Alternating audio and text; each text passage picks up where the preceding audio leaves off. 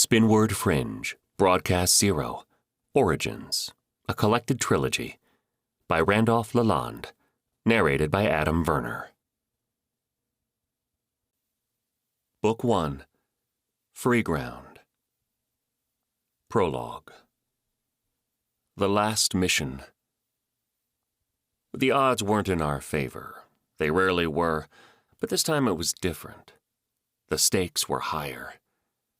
As I drifted through the silence of space in my Ray starfighter, I watched the shadows of the debris around my ship pass overhead. Our wing was hiding amongst thousands of meteors that we'd stirred up and directed at a nearby gas giant. All systems were deactivated, including life support. There were 100 of us this time, all set up in fighters, bombers, and shuttles. In times like these, everyone's performance was critical. Signal silence had to be observed. Only my low-power personal computer was on, and it was set to passive mode, only receiving signals. My suit's shielding prevented it and my life signs from being detected at a distance. People were watching. Machines were scanning for anything in the field that could be something other than rock. It was hard to stir up so much mass and send it close to the munitions station. If one of us were scanned because we were just a little out of place, all that work would be for nothing. I looked towards our target through the cockpit and barely caught a glimpse. It was massive, 2 wheels surrounding a tall centerpiece hanging in orbit around a gargantuan blue and purple gas giant. The station looked small, even though it was over 100 kilometers across, with fighter bays, drone launch tubes, dozens of point defense turrets, and missile launchers. No one had ever gotten anywhere near it. Beyond it were small silhouettes against the sun. One of the Lockheed Fleet battle groups had stopped in to rearm and would be there for several days. They suspected someone would attack the station. The command and control display on my wrist, counting down the distance between us and the station, showed 43,477 kilometers, and I knew that in less than 4,000, we would know whether or not the station saw us as a threat. It would come quick, just a flash of light, and it would all be over. Modern super nukes were like that. No harmful residual radiation, just a massive flash, and over 400 kilometers worth of matter would be gone.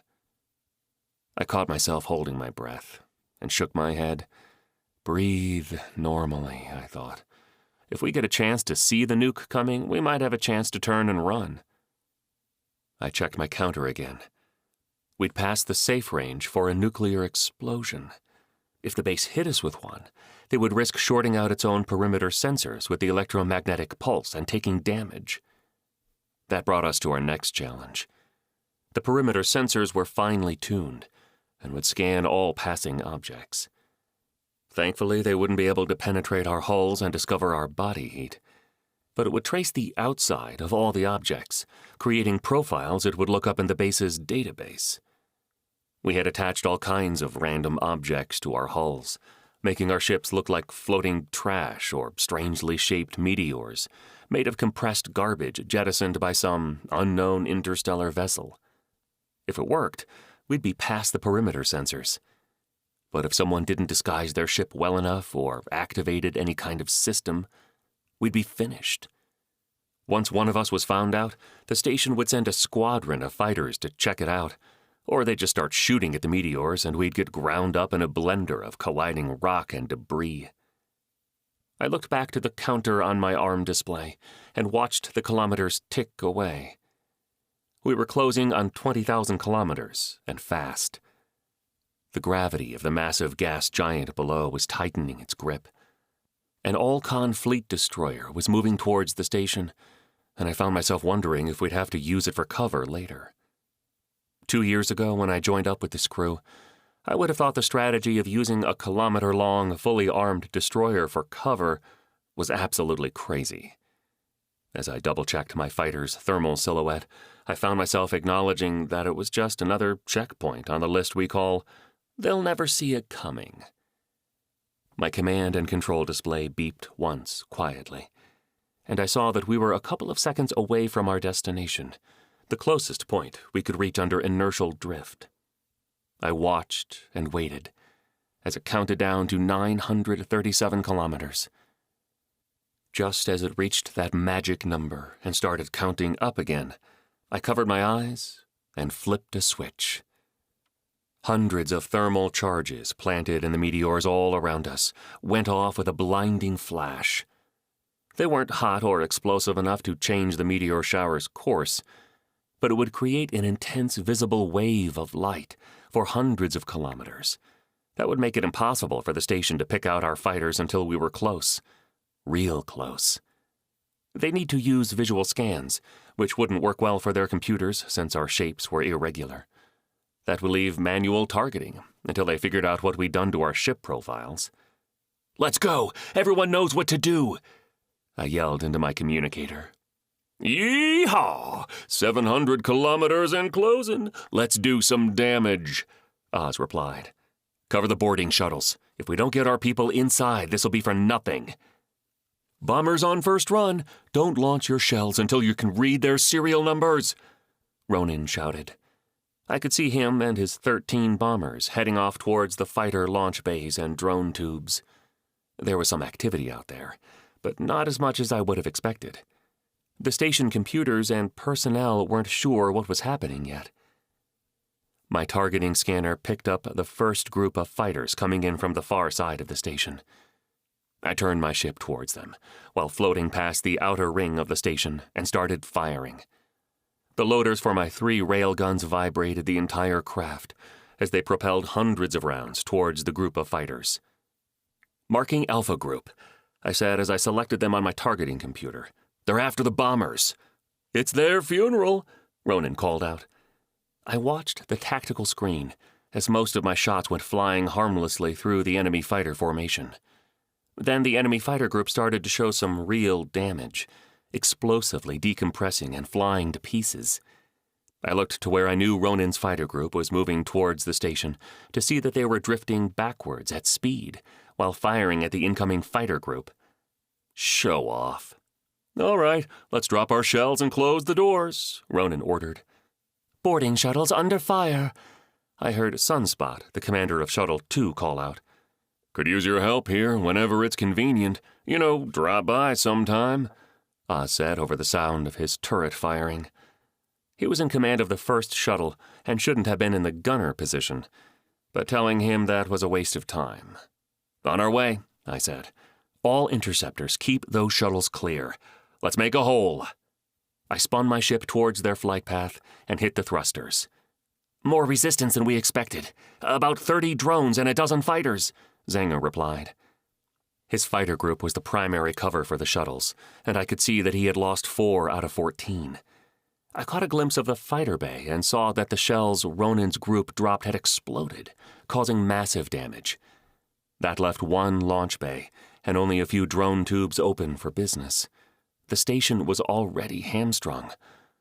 I brought his fighter group up on my display to see that they had only lost 2 and were skimming the hull of the station's inner ring to avoid weapons fire. I had to admit, he was always the better pilot. "Be careful out there, Ronan. There's close, then there's too close." "If what you see frightens you, then stop looking," he replied. "Old Chinese proverb?" "No, crazy pilot's advice." My fighter finished coming around the middle ring of the station as the drones en route to intercept our shuttles came within firing range. I opened up with all 3 railguns and scored disabling hits right away. My wing tore through them in no time and had several seconds to get ready before engaging the incoming enemy fighters. The manned station defense fighters were a different story. They took 3 of my fighters out right away, and I was under heavy fire. 1 shot struck the loading mechanism for my port railgun, and I had to shut it down. We scattered, marked our targets, and re-engaged. I sent my fighter hurtling towards the inner ring of the station and spun using maneuvering thrusters so I faced 3 of the enemy defenders, all of which were after me. "You see this, Oz?" I asked. "I see it. Firing right over your head." My path took me right below his shuttle, and he laid down a barrage of cover fire with the rail turret mounted on the back of his ship. I opened fire as well and took out one while Oz took care of the other two. The station was starting to see through the fading distortion of the thermal bombs I had detonated earlier, and their defensive batteries started firing. "Get close. We have to stay between the station batteries, or this ends now," I shouted, as I watched one of my fighters take several pulse beam hits and fly apart in superheated pieces. The boarding shuttles had reached the hull of the station and docked hard. "Shuttle 2 docked and popping the cork. I beat you here, you owe me 50, Oz," I heard Sunspot say over the comm. "Shuttle 1 docked, popping the cork. Oh, and Sunspot? Be quiet or I'll tell everyone," Oz replied. "You wouldn't dare." "Oh, I would, sugar. Trust me." I didn't know what they were talking about, but judging from the tone, it was some kind of inside joke. I shrugged and decided to ask later. My attention was called back to the moment as a beam pulse nearly caught my port side. I was almost close enough to the inner ring to be out of the larger point defense weapons lines of sight, but I was nowhere near safe. The hull of the inner ring loomed larger and larger, until I was finally clear of the beam weapons firing arc. My wing was down 9 fighters. There were only 5 of us left. We had lost half of Beta Wing, and Theta Wing was down to only 2. "How are you doing, Ronan? Gamma Wing holding together? Just waiting for our shells to go off?" I maneuvered my fighter so I skimmed along the hull of the station, trying to stay as close as possible, while firing at targets of opportunity. "Well, is that second fighter bay out of commission?" "They destroyed the shells before they hit. Heading into the bay, take the rest of the wing to the docking side, Mira. Cover them." "What the hell are you doing, Ronan?" "I'm setting my reactor to overload and ejecting into the fighter bay. What do you think I'm doing?" "Bad idea. Just get out of there and we'll try to deal with whatever they launch." "Good idea, bad idea. What does it matter when everyone already thinks you're crazy? Say hi to my sisters for me." I could hear the sound of his ejection and tried to track him. I was on the other side of the station and there was too much interference between us for me to get a lock. "Can anyone see him?" "I did for a second, but then his fighter exploded. I don't think he made it," Mira said. "That bay is a mess, though. I don't think they'll be launching anything today." As I came around another section of the hull, 2 wings of enemy fighters came into view. "Good. Hurry up and get over here. We need help. How's it going, boarding crew?" "Never saw us coming," Oz reported. I could hear weapons fire over the communicator. "Oz is down, but his team got the explosives in place, planting ours now," said Sunspot. "It's a flesh wound. Just get your little behind back to the shuttle." I called his status up on my secondary display and saw that he and one other member of his team were the only ones left. They were both badly injured.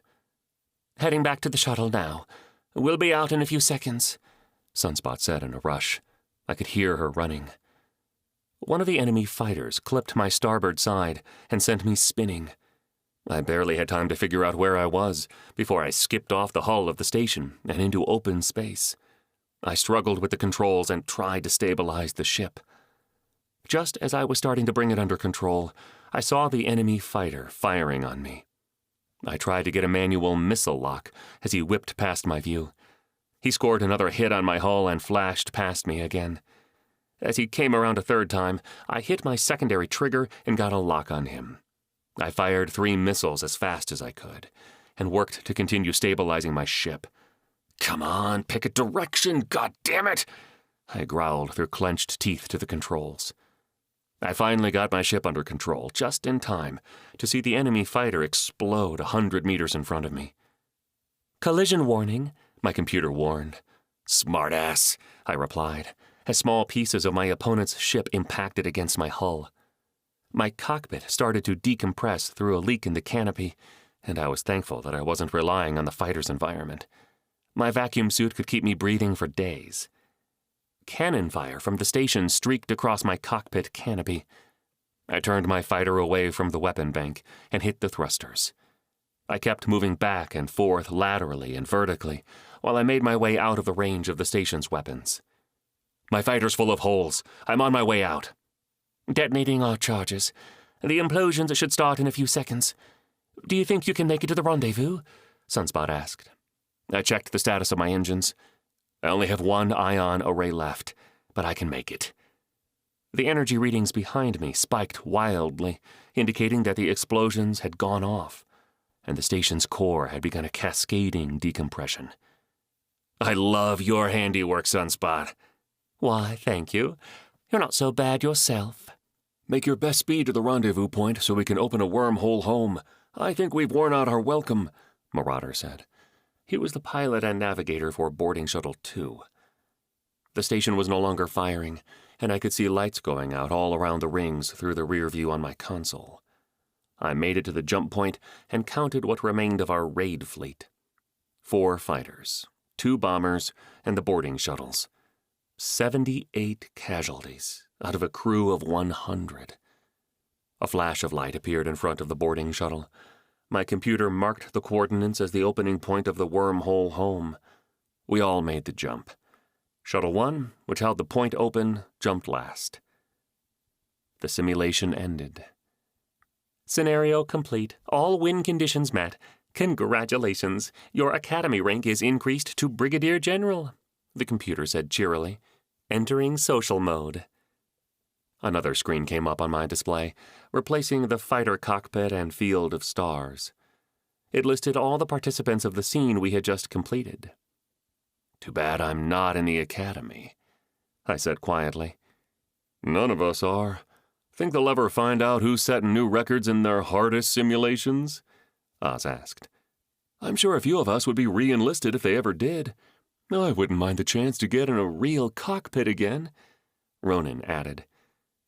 Some of us are already enlisted, so we already have clearance for these scenarios.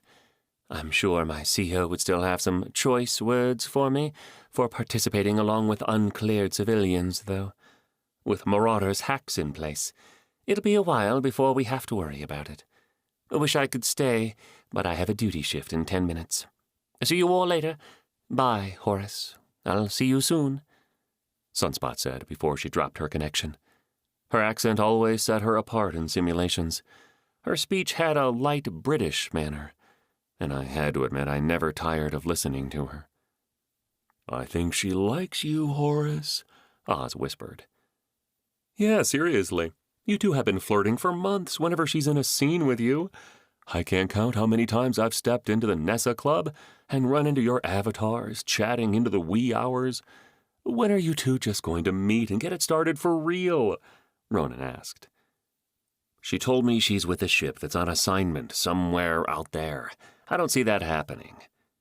Oh, come on. You've got to get together with her sometime. Living vicariously through you has been seriously dull lately.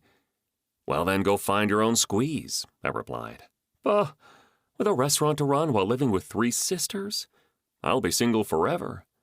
Seriously, Horace, she's got to make it back to Freeground sometime. No harm in meeting face to face. Sure there is. It changes everything.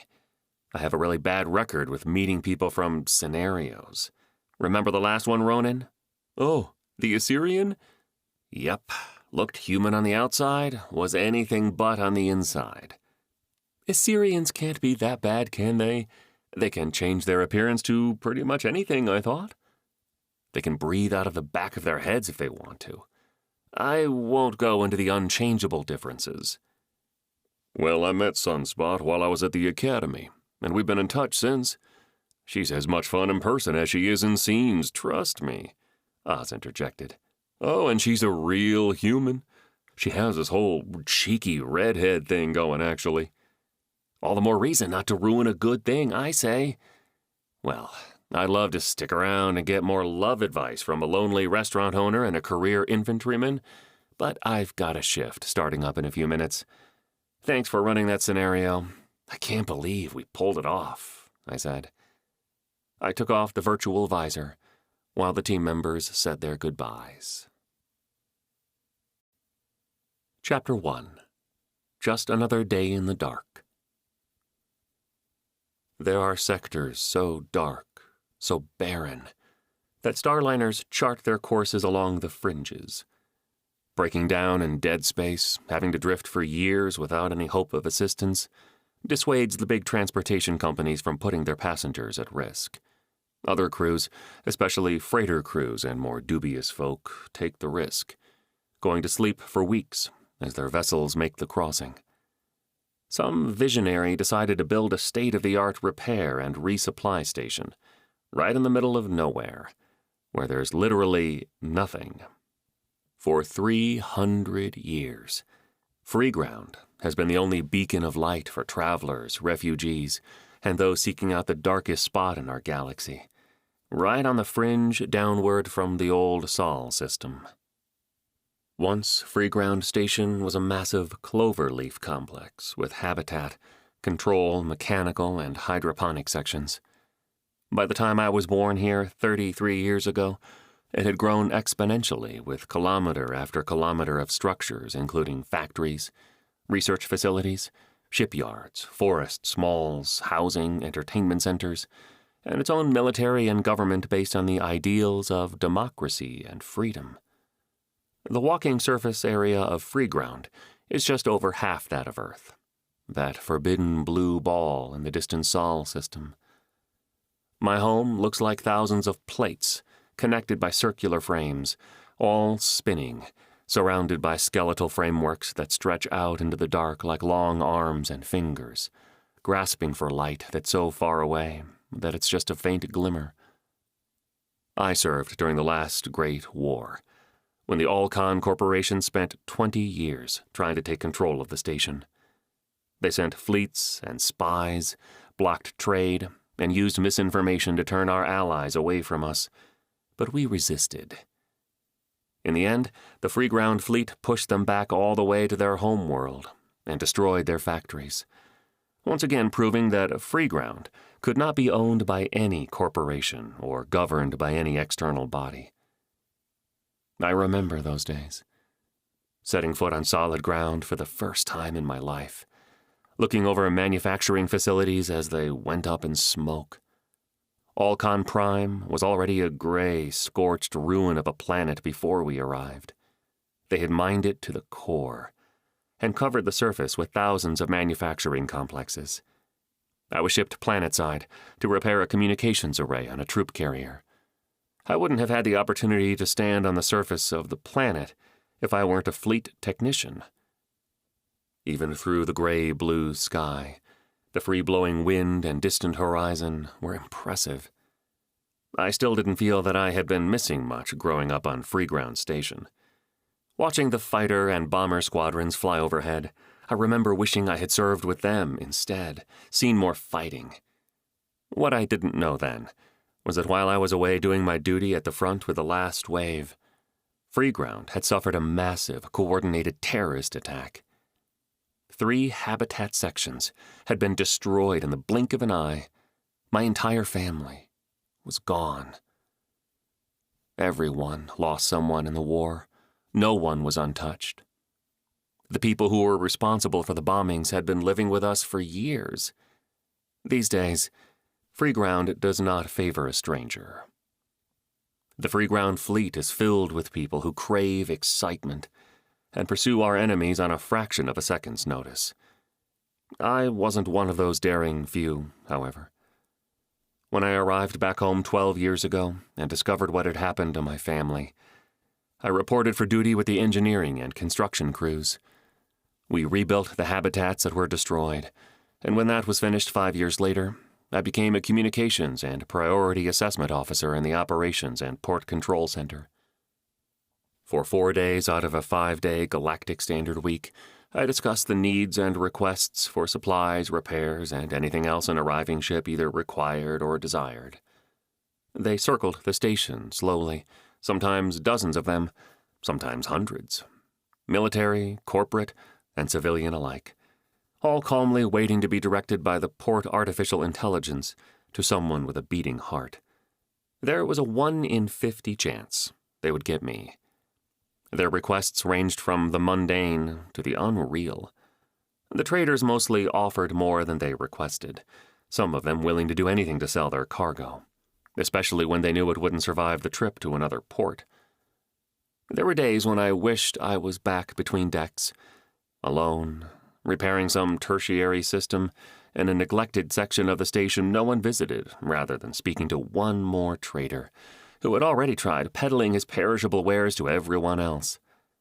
Sometimes the sense of entitlement and self-importance travelers carried like rotting baggage was so infuriating, it took everything I had to return to work the next day.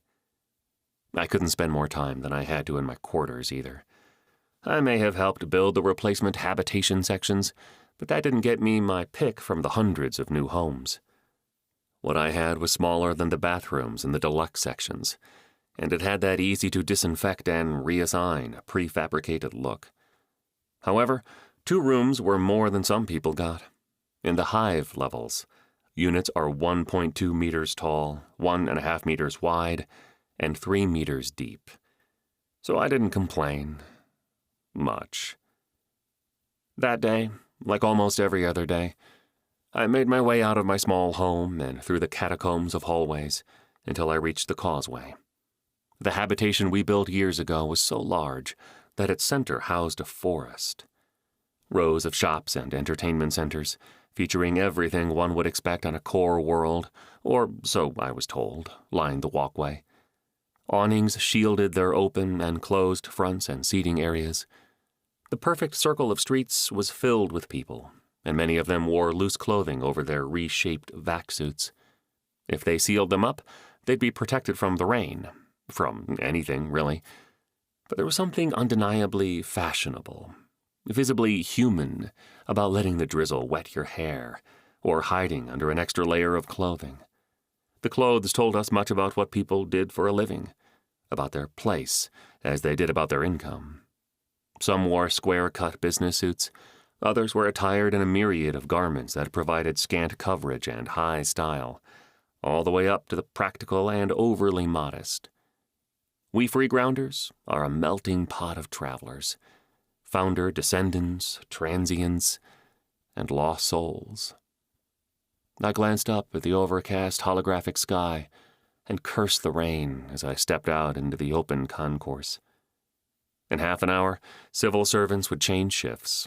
The foot traffic was melee thick. By reflex, I closed my black and gray engineer's coat. There was really no need, since the Freeground uniform of white and blue I wore underneath was completely sealed all the way up to my jawline.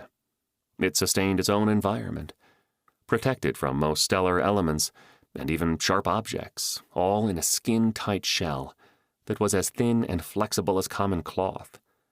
It was a little too skin-tight for my tastes, to be honest, so I wore my old engineer's coat, which protected from almost everything the uniform didn't, and held every old tool that survived my career as a field repair technician.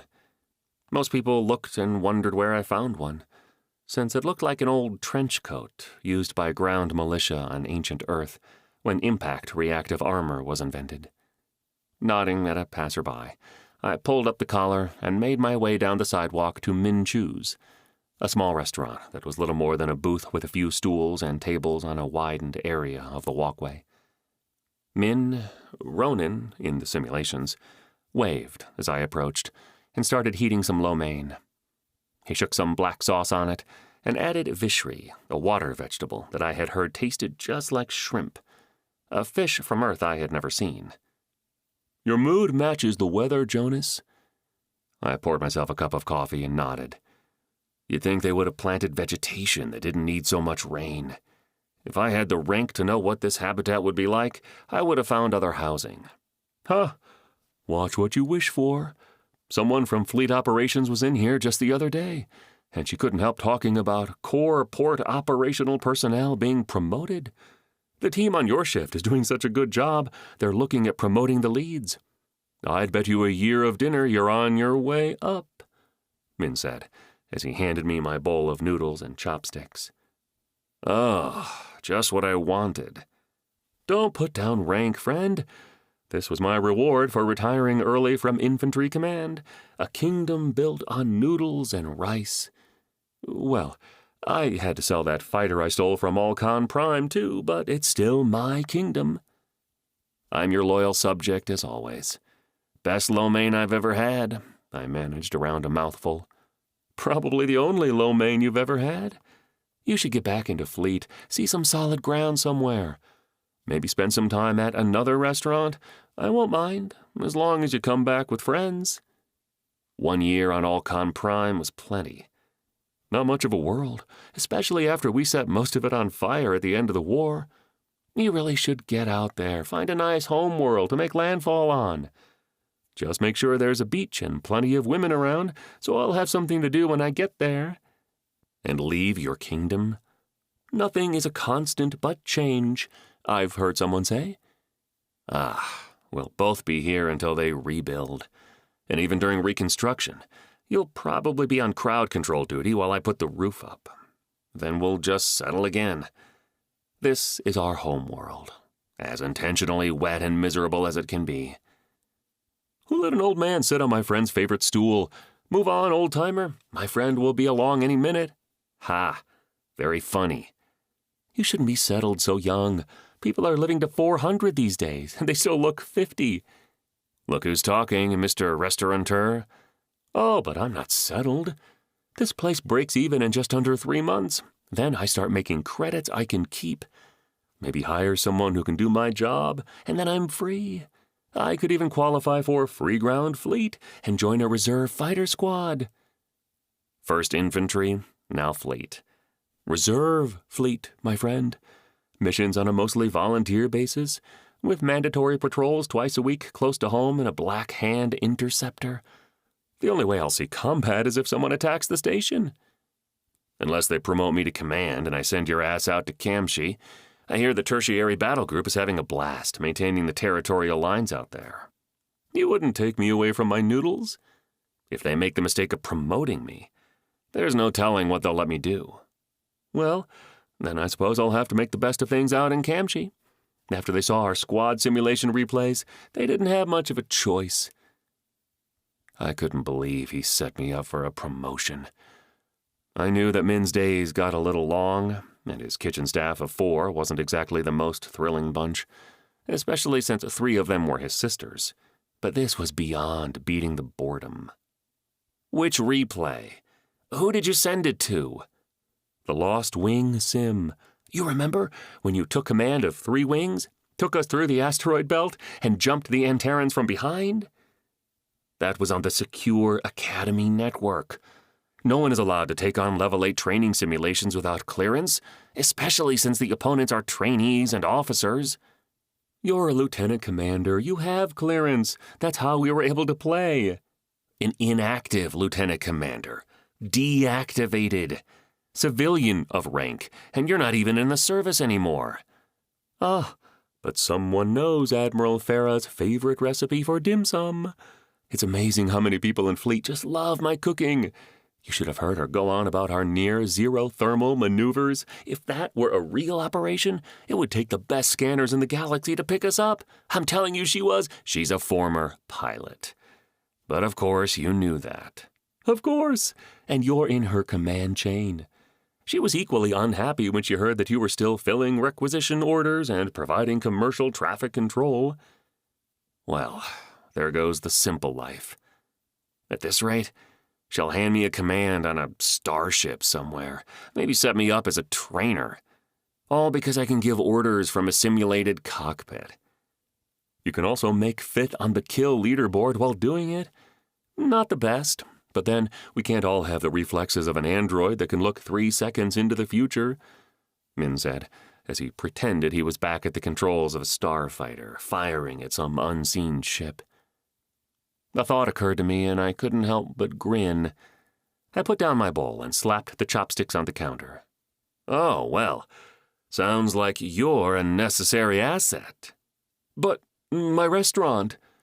I'm sure you'll be able to hire someone to take your place with the fleet pay you'll be drawing.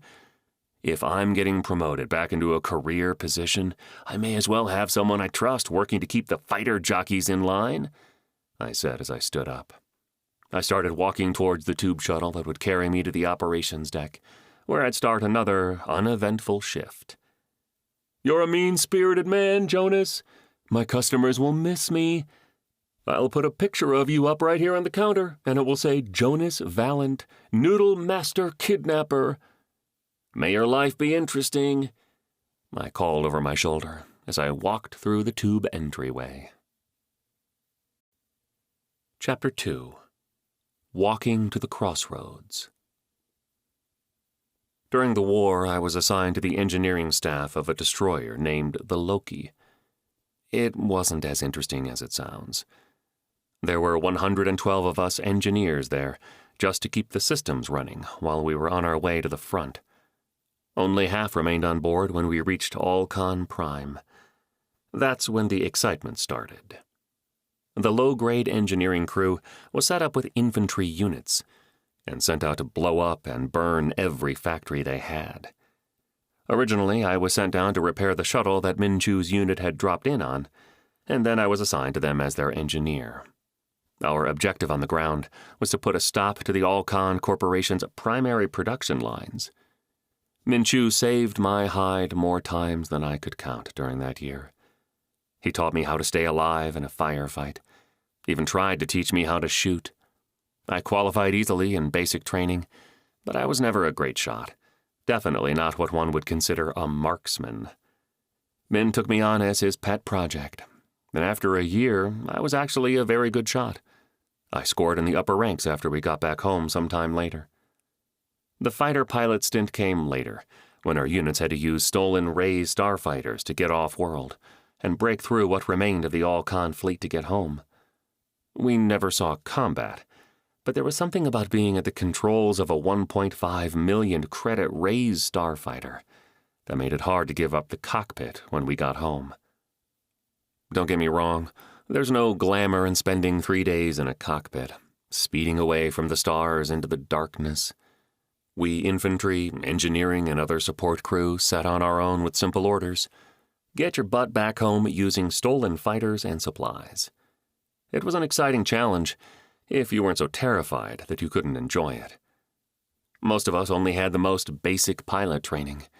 Minchu and I were 2 out of a handful who had taken the time to be fully certified.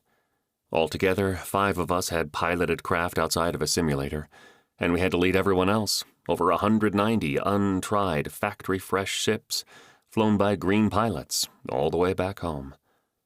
When 187 of us arrived, in mostly good condition, there was a welcome party the likes of which we had never seen. After getting back, I transferred to the reserves and signed up for the volunteer patrols. Since I was already enlisted, they were nice enough to let me keep the fighter. It didn't take me long to realize that the reserves were filled with rich kids who bought their own fighters, or cadets looking to go career military, but who hadn't finished their turn at the academy, or weren't old enough to be in the field. There weren't many so-called veterans like myself out there. Min had sold his fighter to start up his restaurant and didn't have time to volunteer. I eventually took a non-advancement position in the Freeground Fleet. My rank of lieutenant commander guaranteed me a reasonable pay grade, even though I was deactivated, and I chose communications. There weren't many positions available, so I thought it would be a good post. I was wrong. Being a part of port administration wasn't as empowering as I thought it might be. We were forced to adhere to strict policy and had very little deciding power.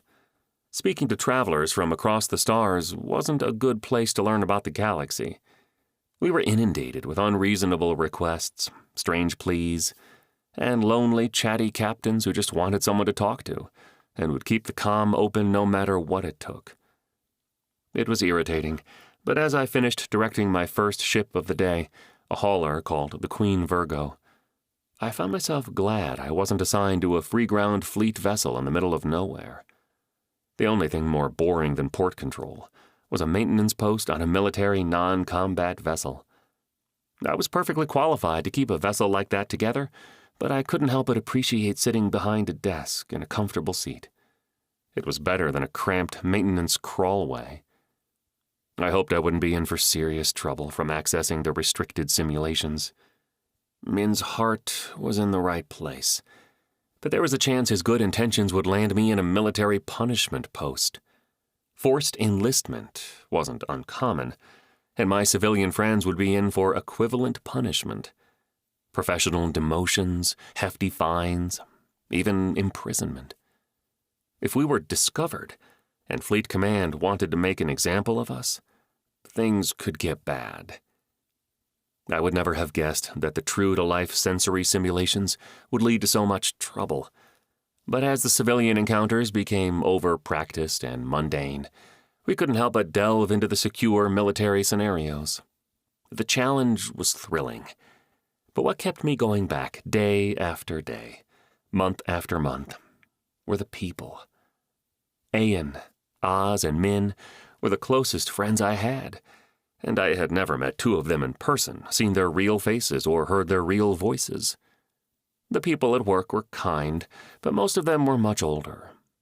Among semi-retired military officers and career communications personnel, I was the odd man out. Someone who had seen military service, been in the highly regarded Fleet Engineer Corps, and walked away. Being an engineer was my father's dream. He was a deep thinker, always had a simple solution that had everyone in the room saying, "Why didn't I think of that?" When I was very young, I headed straight to the academy with the intention of getting as far away from free ground as possible. I got just enough training to qualify for the engineering staff of a ship, and found out that I was dead wrong about that choice too. I excelled at the academic challenges, but I didn't enjoy the work once I was in the service. My heart jumped into my throat when the staff sergeant, a tall fellow with a narrow face and graying hair, tapped me on the shoulder. "You're relieved, Lieutenant Commander. Admiral Rice wants you in her office in 22 minutes. I nodded, collected my coffee mug, and stood up. My sergeant cracked a smile and shook my hand. "Don't take this the wrong way, sir, but I hope the next time I see you back in this room, you're the one giving me orders." "Don't call me sir yet, Carl. My rank is still deactivated as far as I know." "Not as of 5 minutes ago, sir. You're active now, and that's all I know. The Admiral will tell you more, I'm sure." I smiled back at him, though I don't know how convincing I was. Just enough time to refill my mug before meeting her. I put my coat on and made for the cafeteria, where I tossed my mug into the recycler instead of getting more coffee. The last thing I needed was more caffeine. I stepped into the transport tube and tapped the activation point on my wrist to turn on the screen built into the arm of my uniform. Alice, my personal digital assistant, came on. "Hello, Jonas. I hear you have an appointment with Admiral Rice," she chirped cheerily. I could practically see the curiosity of the other 5 or so passengers in the tube car peak. The doors closed, and the express car began to speed around the station to drop off everyone who had already stated their destination. Why am I the last to know? "Only the Admiral, her assistant, and your former sergeant know about it, actually." "So I'm fired. Great." "In a manner of speaking. But I'm sure that if you present yourself as an incompetent baboon, the Admiral will be happy to put you back where she found you. I'd advise against it." "I'm going to have to look into where I went wrong with your sense of humor sometime, Alice." "You would regret the results. Simplifying my programming would make me a very dull girl." I sighed and shook my head. "Where am I supposed to meet her?" "In the officer's forward observation room." "Forward that to the tube system." "Done. We'll be on our way after we drop everyone else off. You're the only one in this car with clearance to visit that section." "I'm sure everyone appreciates you mentioning that, Alice," I whispered in response. "When the Admiral makes your promotion official, will I have to start calling you sir?" I should have expected that kind of behavior from her. I had kept the same personal assistant program since I was a teenager, and she had grown to love embarrassing me when she found the opportunity.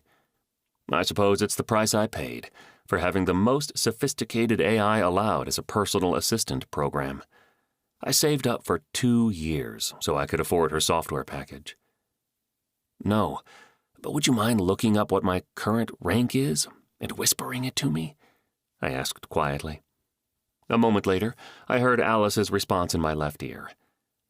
"That information is currently restricted. I can't find my way to it presently. It only tells me that your former rank was reactivated and has been changed since. I can keep digging." "Okay, you can stop trying." "Are you sure? There are a couple of things I could try for you." They might not be entirely legal, but I'm sure. Let's not get into trouble. All right. Good luck, sir. Sometimes I thought witnessing all my experiences and learning from every decision I had made since I turned 17 had made Alice a little smarter than the programmers intended. And other times I thought it just made her more eccentric. I was never quite sure. The tube car arrived at my destination 2 minutes early. Admiral Rice's assistant, a short, dark-haired man who sat manipulating a holographic representation of crew schedules beside the door leading into the officers' observation lounge, looked up at me for half a second before going back to his work. For future reference, the Admiral prefers all her officers to be 15 minutes early. She's inside, don't keep her waiting. Thank you, I replied stiffly, before walking towards the doors. There was a 2-second delay while the computer scanned me, and I heard the locking mechanisms decouple. The security systems were old, but reliable and near indestructible. I didn't know what to expect as I stepped inside, and I definitely wasn't prepared for what I saw. The room was arranged like a clover leaf, with a main platform featuring seating and tables near the entrance. 3 sets of stairs lead down into the separate multi-level sections. There were command and control consoles in each area, holographic representations of ship deployments, and advanced record-keeping interfaces surrounding some officers, while others wore visors that provided advanced visual interfaces privately. Catwalks above and around the command centers provided space for many more operational and intelligence officers. White noise generators kept the specific images and sounds on the command sections hidden, but it was obvious to me what I was seeing was a large part of Fleet Command. My best guess was that there were at least 20 high-ranking officers in each of the 3 sections, and room for a lot more. The section I stood in, nearest to the entrance, was a contrast to the command sections. The lights were dim, more like a classy dining club, and a few captains, majors, generals, and admirals sat quietly and sparsely at the 30 or more tables. A woman in her middle years with short red hair and sharp features smiled at me and stood. "Mr. Valent, I presume?" she asked with a British accent. "Yes, ma'am," I said with a salute, noticing the 9 platinum slashes on the neck of her uniform, marking her as an admiral. "I'm Admiral Rice," she said, shaking my hand firmly. "Impressive, isn't it?" "Just a bit. When I was told to meet you in the officer's observation deck, I expected something else." "That's the point, as I'm sure you realize. We value our privacy, and misdirection is an important tool for protecting the senior staff." "This is almost as large as the official Fleet Command deck. I didn't know Fleet was this active," I muttered. "Well, let's get started. Follow me, please." She led me across the section closest to the entrance, down the right-hand steps, and then into a side office. The door closed, and the din of sound, muffled and clear alike, was gone. One wall of the office was transparent and looked over the military dry dock. Few civilians had ever seen the inside of it, a massive open space that was set stationary, and without a gravitational generator, so there was no measurable force exerted on the ship's inside. It was over 20 kilometers at the far, narrow end, and to hazard a guess, it had to be at least 50 kilometers wide below where I stood, which was roughly in the center. I could see dozens of ships in for repair. Many had taken extensive damage, and one, a massive 3-kilometer-long Abolisher-class carrier, was missing most of its middle. Ragged beams and a scrap of hull was all that held it together. The edges of the damage looked melted. The Admiral had obviously followed my gaze to it. "The Lockheed, sister ship to my old command when I lost captain to ship. She was hit by a high-rad, dirty nuke in the field. From what the logs say, the enemy left her adrift, and a few members of the crew managed to get her drives online before dying of radiation poisoning. By the time it got here, it was a ghost ship. I knew her captain. He was a friend of mine for over 20 years. I'm sorry, Admiral. I know what it's like to lose someone." Your family, I know. We're looking to prevent that kind of loss from ever happening again, even though the likelihood of it increases by the day. We need to change our manner of thinking, and fast. The Lockheed is a morality tale. Her captain directed his battle group around the dark side of the fourth moon, orbiting the planet Rindega in a Colthus Corporation system, and was ambushed by an AI fleet. They had dug into the moon and were protecting something. We're not sure what exactly. When the Lockheed's battle group came into range, they sent out dozens of drone fighters, each armed with a dirty nuke. Captain McKay's battle group nearly destroyed all of them before they were within range, but few got through. The fact that corporations like Colthus Intergalactic are using illegal AI fleets, breaking nuclear conventions that have stood for 400 years, and throwing away millions of credits on defenses like this tells us two things. Firstly, they are doing something, or have something, that is worth protecting at any cost.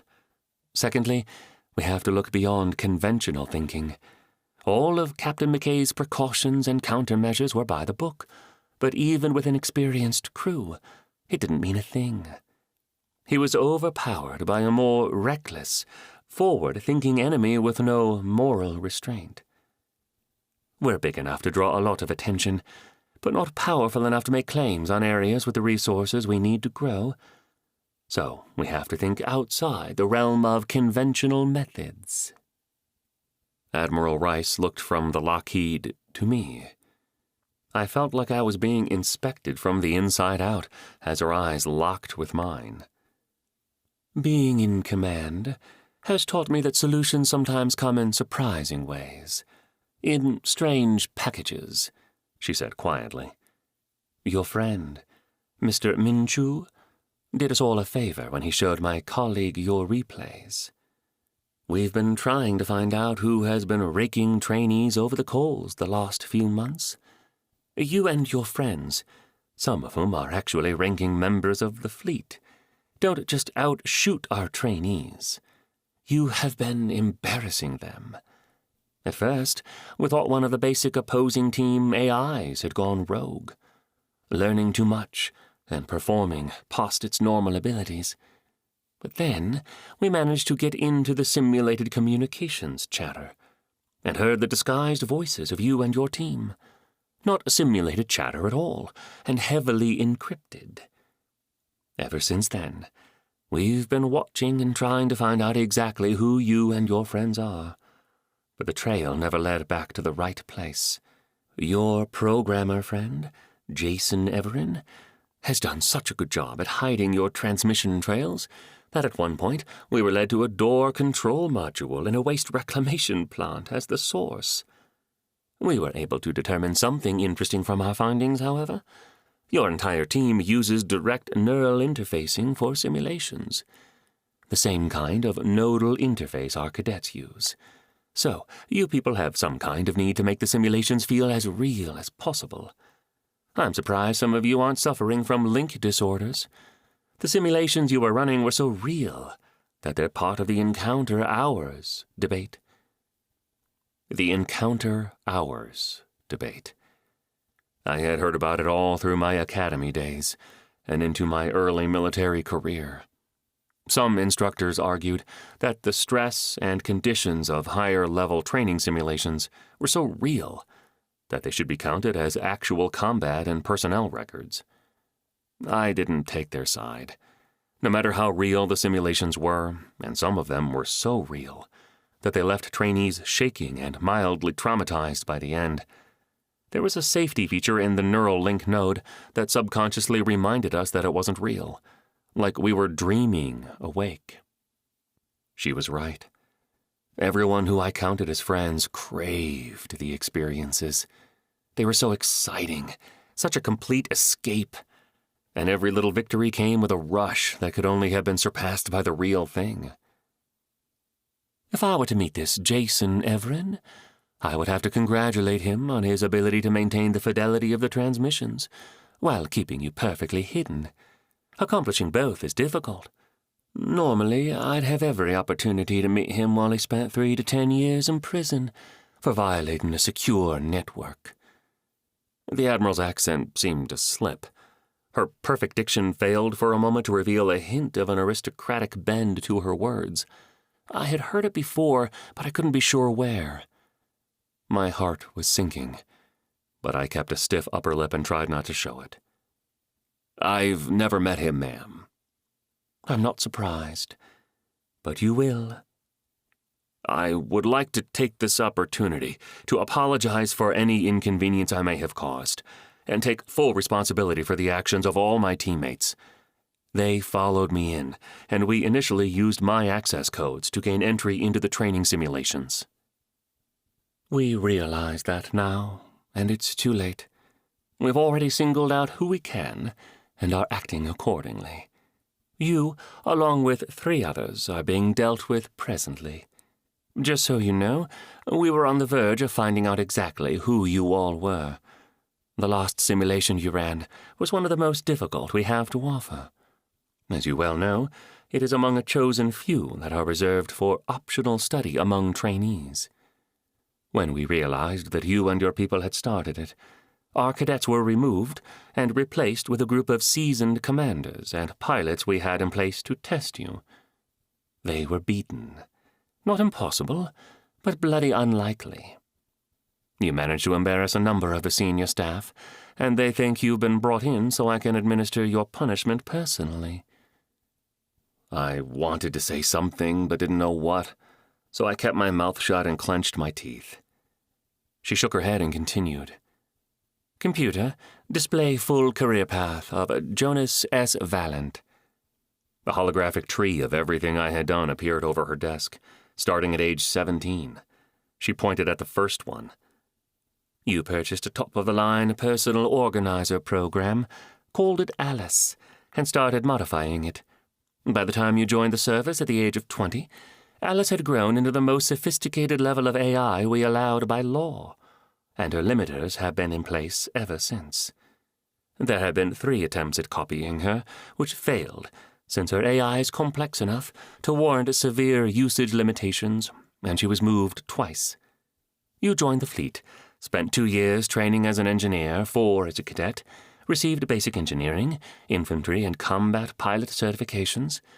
You then went on to complete a year of officers' training, and entered the service proper as an ensign.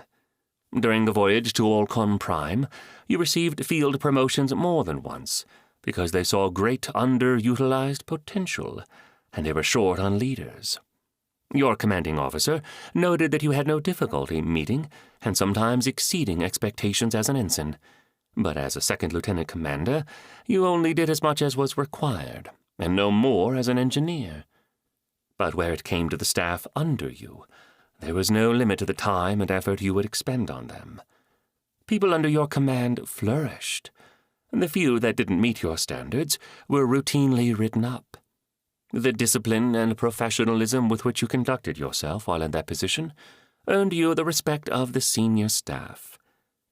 Final reports entered by those under you generally noted that you were fair, personable, and a few even claimed it was a pleasure to have you in charge. 2 years later, you arrived back here with a stolen fighter group that you helped command safely back home, and were promoted to lieutenant commander. You requested a non-career position shortly thereafter, joined the reserves, served for a while as pilot on patrol, and then had your rank fully deactivated when you left. Admiral Rice sighed and walked to the window, folding her hands behind her back. Years later, you're back on our sensors, but as a command maverick on our simulator network. From what I understand, you joined with a group of hobby pilots and infantry, who you then led to the top of the leaderboard using the call sign Horus. Then you got bored and used your clearance to gain access to actual training scenarios, where you've gotten everyone into a great deal of trouble by disrupting our curriculum, exposing civilians to high-level military training materials, and making a mockery of our standards and war game grading. Do you know what the officers just outside their door are calling you? No, I do not, Admiral. I replied stiffly, bracing myself for the inevitable conclusion to her lecture. "They're calling you an asset. Anyone who hasn't seen your full record thinks that you've lacked the opportunities to make your skills known and find your place." She turned her head and looked at me out of the corner of her eye. "You and I know better, don't we?" Officer training and common sense made it clear that any response I offered would only make things worse. I kept my mouth shut and eyes staring forward. The ruined husk of the Lockheed was being towed directly into my line of sight. Her words were enunciated sharply as she continued. "You're bored, but lack the direction and ambition to step forward and make a place for yourself. You've grown complacent and lazy. Sure, you're exceptional at directing traders, resupplying incoming ships, and arranging for repairs. But Alice, that AI you keep strapped to your arm, could do the job just as well while working on 8 other tasks. You're wasted, Mr. Jonas. How does that make you feel?" My face was red. My palms were wet. But my nervousness had gone. That little voice in the back of my head, the one always telling me to stay out of the fight, that it was a good idea to step away from the military, and that I had found a peaceful, leisurely life that was worth keeping, was gone. I knew everything she was saying was true, that I had convinced myself otherwise over time, making little compromises, small, short-sighted retreats away from what I wanted. No wonder I dove right in when the opportunity to do it in a game came along. To feel the warmth of camaraderie, the rush of command. She was right, and I realized that the anger that filled me had nothing to do with her. My admission came out quietly. I am wasted. She walked softly, calmly to her desk. I couldn't believe how calm and clear she was, as the anger within me clouded my judgment and rendered me speechless. The Admiral picked up a small data chip and turned it on. I recognized the holographic icons that sprang up above it immediately. "Well, there is something we sometimes do for people like you. We challenge them. Only you've gone too far for us to make it a simple matter of reactivating your rank and putting you back into the service. You're a passable engineer, but from what we've seen, that's not your true calling. Few people on this station know it, but we're fighting to maintain what little territory we have, and the opposition has become more fierce than ever. We cannot afford to have trained, qualified personnel sitting around directing traffic. Having said that, I'm not going to hand equipment and responsibility over to a man who hasn't been properly tested, let alone a crew who, for the most part, share the same problem. I'm giving you and everyone who was involved in this fiasco a choice." She turned the data chip off and tossed it at me. I caught it by reflex, but barely. "You can pay fines and be permanently barred from any ranking fleet position, or participate in one more high-stakes simulation. For the purpose of this simulation, I'm promoting you to the rank of a trainee captain, and everyone else is being assigned a trainee rank befitting their position in your crew. Anyone who accepts this challenge will have 6 days to prepare for the simulation, which will be conducted on an actual ship. The scenario will be at my discretion, and chosen 5 minutes before it begins, from a list of historic scenarios in which the casualty rate was 70% or higher. To ensure that everyone has the proper motivation, death in the simulation will have real consequences. Anyone whose avatar dies will be charged with violating military digital security, which carries a prison sentence of 1 to 10 years, as determined by the sensitivity of the accessed materials. If our officials determine that damage was done to our systems, morale, or procedures, more fines and prison time could be brought down on people who lose their simulated lives." I don't remember what went on in my head exactly, but I wasn't willing to back down. I can only speak for myself, Admiral. But I accept your challenge. Admiral Rice smiled at me and nodded. Good. A number of your teammates made it clear that they would not participate unless you were put in command. We've had a chance to meet with everyone, and though most are choosing to become permanent civilians, 21 of you are going to be participating in this exercise. All but you and 3 others have already reported aboard ship, and I've had your things sent to your quarters there. The Admiral walked to the window and pointed. You'll be using a combat carrier that's been converted into a Striker-class destroyer that's undergoing a refit. Her name is the Sunspire, and we're in the process of replacing her primary systems, starting with the power plants. Her age comes with a distinguished history. I stepped up beside the Admiral and looked down. The entire lower half of the hull was opened to accommodate the replacement of the ship's old reactors. The ship once had a reflective surface to minimize beam weapon damage, but it had been tarnished by weapons fire, and it looked mismatched where hull plating had been replaced with different materials. I could see why they would refit the ship instead of decommissioning it, however. Even from where I was standing, I could see the hull was made of Urgranian steel, a rare, regenerative, incredibly dense metal that was difficult to mine and next to impossible to find.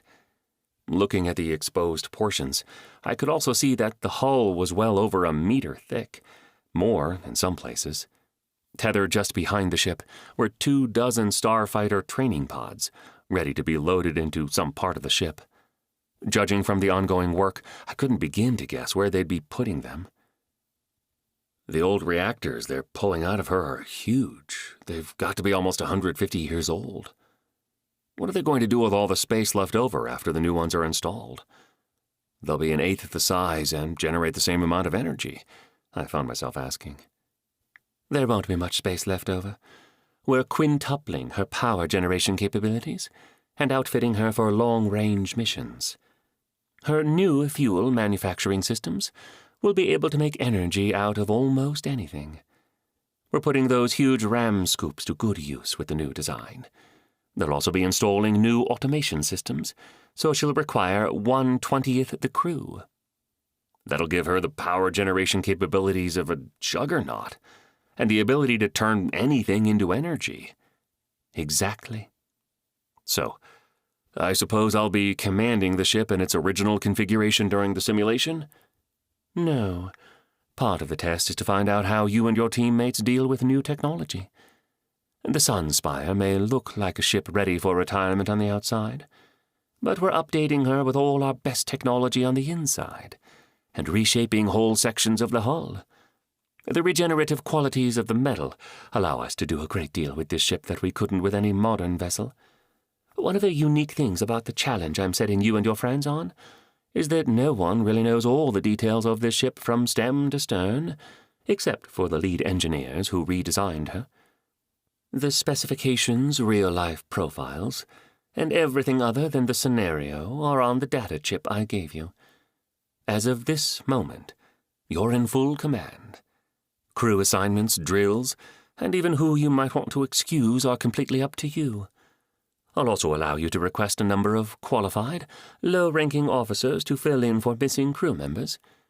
You'll be restricted to 3 decks, one of which is being temporarily fitted as a training area with simulation pods, but that should be more than enough room. Everyone has been instructed to stay clear of anything that involves the refit. Do you have any questions before you ship out, trainee captain? What happens to anyone I excuse? Civilians will be banned from serving in the Freeground Fleet, and career military will be demoted or imprisoned, depending on what the courts decide on the charge of conspiring to violate security protocols. If they're not good enough for your crew, then they're certainly not good enough for Fleet. Any other questions? No. Thank you, Admiral. Good. Then Godspeed. I'll see you after the simulation. Security will see you to the Sunspire. I started walking out of the room when the Admiral stopped me. One more thing, Jonas. One of your teammates, Sunspot was her handle, is the new chief engineer aboard the Sunspire. She was overseeing the refit until today, and her rank is still effective. The charges of conspiracy were waived in her case, since we couldn't prove that she knew some of her teammates were illegally participating in simulations. Despite this, she's convinced me that she should be treated like anyone else in the team, and will face charges if she is killed in the scenario. I like this officer. She's a bright, dedicated engineer, and a better commander than most with a long history in the military, despite her age. If she goes down with your team, I'll hold you personally responsible. Dismissed. Chapter 3. Conspirators. The meeting with Admiral Rice had changed my world. I felt numb as security led me up the Sunspire's broad boarding tunnel. The battered destroyer stretched on forever to the left and right. Her curves made her thick and heavy at the front. The armored ram scoops flared out like great metal shoulders. Massive intake control fins gave the front of the open scoops a sharp, toothy look. From there, the hull tapered inward, only to flare back out at the rear where 3 main articulated thruster pods waited to be rebuilt. 2 of the pods were placed high on the aft end, pointing upwards at 45-degree angles, while the third and largest hung straight down. The grace of the ship's design was evident, despite the open sections of hull. It was more like something that had been born than built. Her main beam was the better part of a kilometer long, and I found myself wishing I could see a hollow of the ship in her heyday. The size of the ship up close only reminded me of the enormity of my situation. 21 lives were in my hands, each one of them taking their chances with me and their fellows, instead of taking the easy way out, civilian life. The busy boarding tunnel was filled with personnel involved in the refit. When I arrived at the end, I was met by a security officer in a green and blue trainee vac suit. "Welcome, Captain Valent. Your quarters are ready. Follow me, please," the officer stated pleasantly. "Decks 4 to 7 are at the disposal of you and your crew. You'll be using a temporary bridge on Deck 5 for the simulation, and most of your crew are settling into their quarters or will be arriving soon." The security officer was a thickly muscled fellow who stood at least 2 meters tall. He seemed very happy to see me, which was a bit surprising and unnerving at the same time. The halls were 2 meters across and unpainted, leaving the blue sheen of the Urgranian steel plain to see.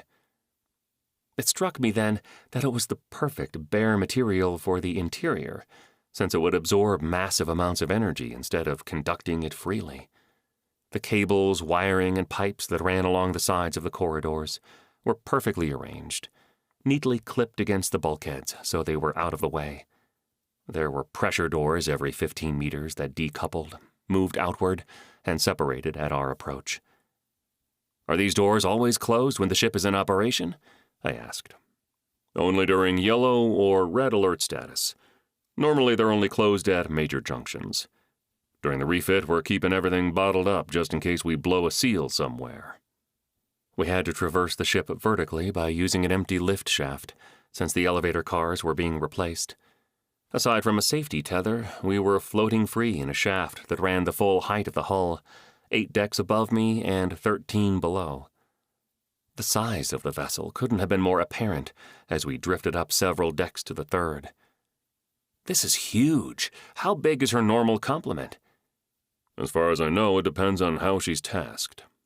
During a drop mission, she can carry 1,800 infantry, 60 dropships, 40 fighters, and requires a main crew of over 1,000. For long mission configuration, I hear you can run the ship with automation and 100 crew. That's how she's being fitted. What it was like when she was a combat carrier, I couldn't tell you. She's been off that duty for a century or so." "Sounds like you know a lot about this ship. Have you served on her before?" "No, sir. I just like to read." Whereas the busy decks below were filled with people, equipment, had open compartments everywhere and noise all around, The officer quarters and mess hall on the third deck were deathly silent. Our footsteps echoed as we came out of the shaft slowly and let the artificial gravity, which was fairly light and not fully operational either, draw our feet down onto the floor. The narrower halls were surfaced with padded panels, and the lighting was subdued. It already looked better than my apartment, which may not be saying much by normal standards, but it was enough to make me grin. I didn't realize that we had arrived at my quarters even as we stood in front of the pressure doors that were clearly labeled Captain, with space for a name to be posted below. I cheerily stood there, looking around, with the doors closed. The guard smiled and announced, "Here we are, sir." I nodded, as though I was perfectly aware of the fact that we were standing quietly in front of my quarters, and stepped forward to trigger the doors. As they opened, I looked inside to find a main room that had a table with 4 chairs on one side, a sofa, a thickly cushioned armchair, and archways on either side leading to additional rooms. You could fit 4 of my apartment in just what I've seen so far, and have room for a walk-in closet. "The privilege of command, sir," the guard said with a big toothy grin. It was then that I recognized his voice from the simulations. "Oz?" I asked with a smile. "About time. I was starting to wonder if they got the right man," he said, shaking my hand firmly. "Warrant Officer Terry Ozark McPatrick at your service. Most of my friends call me Oz." Just like in the scenarios. That's something I can get used to. I stepped into my quarters and he followed. "So you're actually a security officer? Not infantry?" "Well, I started in infantry and got poached into fleet by my uncle before he retired. I told him I made a mistake joining infantry and he agreed. I've served for 8 years in different security roles, just got my flight and gunner certifications last year, and I'm almost finished with my bridge command training. Can't get promoted until I finish that. Unless you have other plans for me, I'll be on security detail while we're aboard." "You're welcome to it. Have you met anyone else yet?" I asked as I sat at the table. "Just Ayan. Turns out she's changed a bit since the academy. When I first met her, she was in advanced engineer training. I was in first year trying to figure out what I wanted to do. Now, she's used to commanding an engineering crew of about 150, and well, let's just say she grew out of her awkward stage." "Well, that's not intimidating at all." Oz laughed and put a big hand on my shoulder. "She's just as nice as I remember. Got a smile that can light up the main cargo hold. I don't know why, but she's glad to be here, all excited about this challenge. Don't get me wrong, I'm looking forward to it too, but she already has a career that would make any cadet envious. She made commander before 30 and could have captain by 35. She doesn't need something like this making her life all complicated. Doesn't matter, though. She's trying to flip her rank over into training status like us, but Fleet won't let her just yet." "I know. She's taking a huge risk by signing on for this challenge. I really don't know what's behind it either." "Her mother is less than pleased, I'm sure you've heard." "I had no idea. Her family lives on the station?" Oz's jaw dropped and he sat down on the sofa. "You really don't know, do you?" "Know what?" He shook his head and ran a big hand down his face. "Okay. There's something you have to know about our chief engineer. Her full name is Ayan Rice. Her mother is Rear Admiral Rice." I felt as though all the air had just left the room. Suddenly I couldn't breathe. The room was spinning. I reached out to put my hand down on the table and missed. I was falling, and then everything went black. When I opened my eyes, I was looking up at the faces of Oz and Min Chu. "He just started hyperventilating and passed out. I think he's coming around, though," Oz said as he propped my head up in one of his hands. "Some fearless leader," Min added with a smirk. "I heard that." I tried to blink the white spots out of my eyes. Oz helped me up and we all sat at the table. "How long was I out?" "Just a few seconds. Long enough to scare the hell out of me. Don't do that on the bridge," Oz replied. "I came in and this big guy was standing over you. I was just about to run for the nearest exit," said Min. "Well, I'm glad you're not going to be involved with security. I told Min to Oz's amusement. So, I have a fleet admiral's daughter on board. That's going to be a little awkward. Only if you give her any special treatment. I think she might be participating in this thing because she wants to prove that she gets the same treatment as everyone else, Min said in more of a serious tone than I'd heard from him in a while. That, and rumor has it she was assigned to the Sunspire's refit as some kind of rehabilitation. No one knows what from. Well, she can demand as much respect as she wants as long as she keeps our simulated ship together. From what the Admiral told me, we're in for a rough ride. You mean the Admiral briefed you herself? Oz asked, agape. She did. And thanks for that, by the way. I half bowed to Min from my seat. Didn't turn out the way you expected it, did it?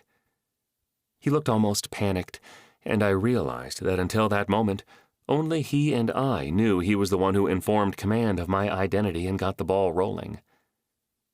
I knew you were good, but not good enough for this kind of effort. I thought they'd promote you and put you to work somewhere you'd feel useful again. You're the one who popped the lid off our little covert fun? Oz asked, wide-eyed. Did you tell command about me, too? No, just Jonas and myself, I swear. I had no idea they were already tracking us down, or that we were doing so much better against the cadets in training than the AI or training staff. I thought we were just bumping in and messing around, embarrassing a few trainees, especially since no one canceled the exercises once they started. How was I supposed to know that they were watching and throwing their advanced trainees against us once they realized the AI we were replacing was deactivated? Well, since we're getting our asses kicked out there, Fleet is interested in new solutions, I said, pointing to the large viewport. That's why the Sunspire is here. It's not just a refit. She was so badly damaged that the primary generators weren't salvageable, and they had to force the hull to regenerate by energizing it as soon as it got here. Ian couldn't talk about what happened, but I could tell it was worse than bad, and it wouldn't be long before everyone on Freeground would know about it. The Admiral told me there was a lot more going on out there than Fleet was telling the public about. I think, in the bigger scheme of things, who told who what is pretty insignificant. When it's all said and done, I'd rather be in a position to do something about the problems facing Freeground than be directing trade traffic and resupplying ships. I was born here. The only people I've known are all here. I was born here, too, and have 3 sisters who wouldn't leave if their lives depended on it. They might drive me crazy, but I know I always have a bunk waiting, I said, nodding. Someone's got to protect my restaurant. It may as well be me, Min added with a shrug. My sisters can take care of things while I'm gone, and it's hard for them to scream at me while I'm light years away in a fighter cockpit, if that's where I end up. Well, let's get to work then.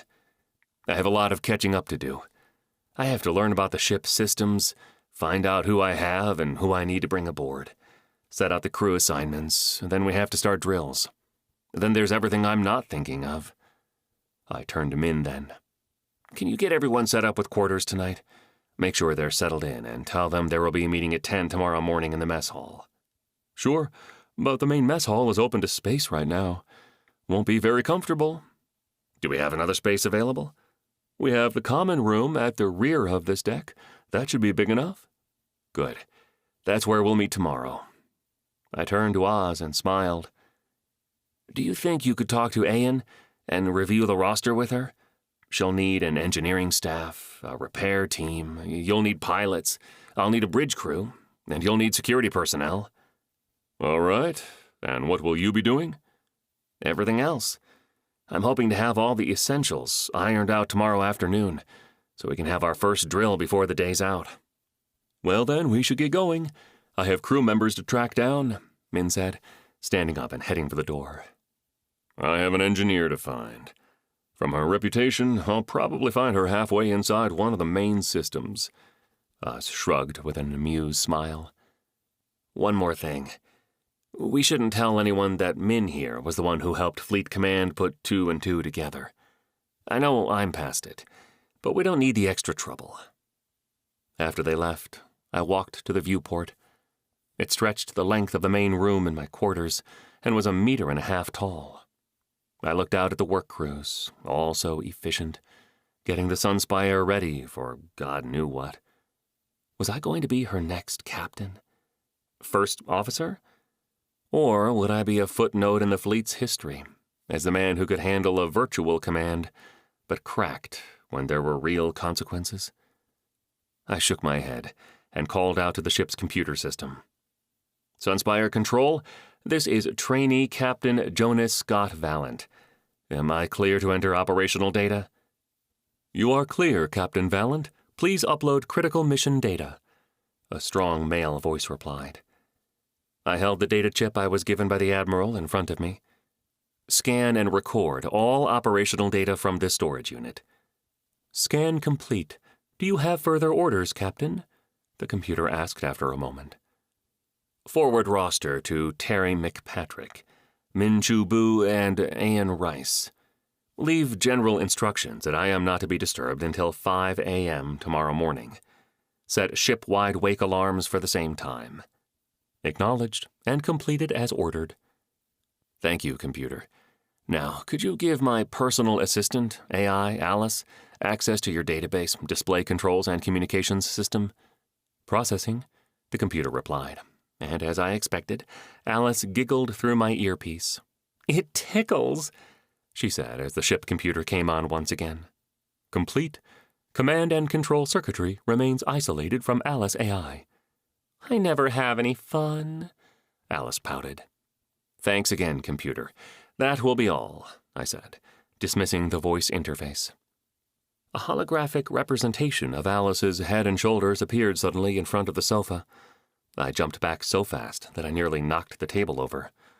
The representation of her was a black-haired, blue-eyed woman, about 20, and her head was 2 meters tall. Don't do that! My days had enough surprises without you popping out of the floor as a huge floating head. So I've noticed, she said with a grin. I suppose we should get to work. You know me too well. Let's take a look at those systems. Chapter 4. Even the Sunspire casts a shadow. With Alice's help, I pored through most of the details I needed to assume command. I knew there was no chance I could retain all of it. I didn't think anyone could after having such little time to commit it all to memory. But Alice learned how to prioritize the information. I was sure she'd be whispering in my ear in moments of hesitation while I tried to remember a name or other detail. I wasn't the first captain aboard the Sunspire to have a personal AI, either. Captain Grace Cameron, the last person to command the Sunspire, carried an AI much like mine, but that's where the similarities ended. She was a career officer, worked her way up through the ranks the hard way through nearly 30 years of service, and had commanded the Sunspire for 6 years before being killed with most of her crew. Before I knew it, I fell back into my chair, reading the report detailing how 605 crew members and the captain were killed. The Sunspire was in the Ukana system, some 3 weeks hyperspace travel away from the station, with the 5th Battle Group. They were on the run from Triad Consortium ships, and after several days of trying to win free from gravity traps and scrambling posts that kept them from entering hyperspace or generating a wormhole entry point back to the station, they found themselves separated from the battle group and trapped. To Captain Cameron's credit, she tried everything before making a last-ditch effort to break through by openly attacking the smallest group, blocking the path of 2 destroyers and a gravity generator. I was absolutely astounded as I watched the tactical replay. Looking at the Sunspire, I would have never guessed it could be so quick and agile in space. It managed to use 1 destroyer as cover and survive its barrage of beam weapon fire, while hammering at a section of the ship that must have seemed non-essential at first to the enemy crew. After several minutes of close fighting, taking a lot of damage and sacrificing most of her fighters, the Sunspire broke through the closest destroyer's heavy shielding, disabled its main stabilizers, and overloaded its port side engines. Without full control, the destroyer couldn't stop itself from colliding with the gravity generator ship it protected. It was daring, requiring sacrifices I didn't know I could have made in her place. The Sunspire was just about to make her escape when the remaining destroyer, Enforcer 2117, launched several dozen missiles. The Sunspire's fighter screen was down to 2 ships, and most of her gun emplacements were either damaged or destroyed. There was nothing they could do to stop the attack, and as the Enforcer 2117 turned away and jumped out of the system, I realized what was about to happen. The missiles they couldn't stop were never meant to hit the Sunspire, but rather surround it and emit a massive electromagnetic pulse. Anyone not already within the field surrounding the Sunspire's main generator was killed instantly, and most of the ship's systems were devastated.